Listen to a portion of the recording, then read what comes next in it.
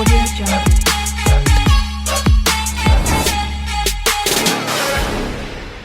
अब 12th के बाद ना बेटा बहुत सारे ऑप्शंस आपके पास खुलेंगे गवर्नमेंट जॉब के।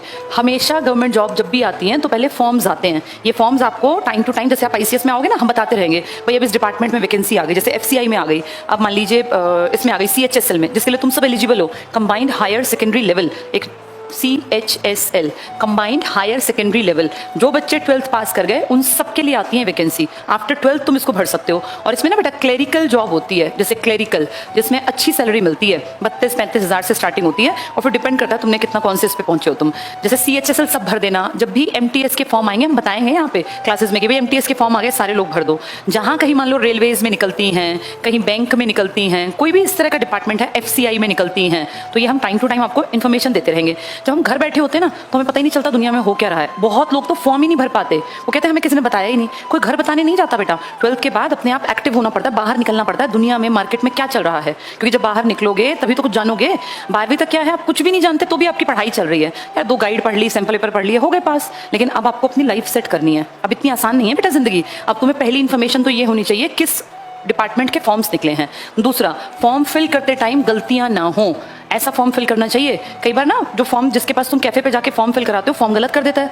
वो फॉर्म तुम्हारा एक गलत नहीं हुआ, तुम्हारा 1 साल खराब कर दिया उसने। क्या पता वो वैकेंसी अगले साल आए, तुम्हारा वो साल गया पूरा।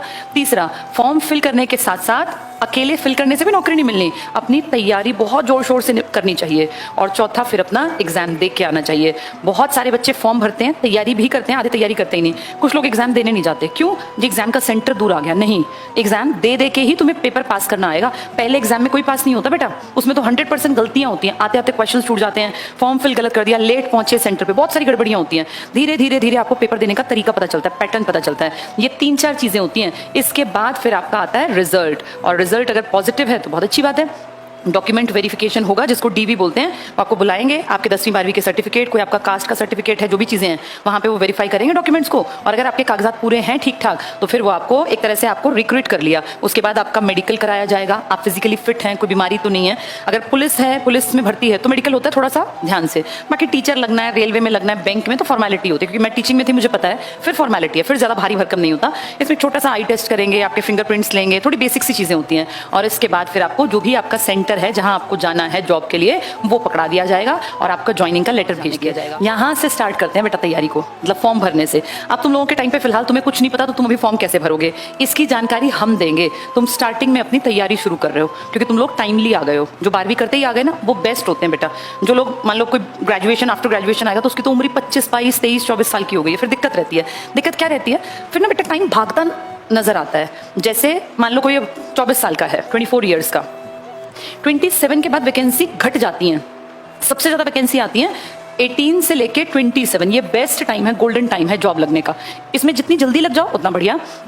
आज जैसे 24 वाला है, ये 24 में उठ के आया कि जो मुझे तैयारी करनी है, 25 तक मान लो, 25 जब तक इसकी एज हुई तब तक पेपर वेपर हुआ, फिर उसका रिजल्ट आया, फिर डॉक्यूमेंट वेरीफाई हुए, मेडिकल हुआ, हो सकता है 1 साल और, 26 तक इसकी एज चली जाए जब तक जॉब मिले।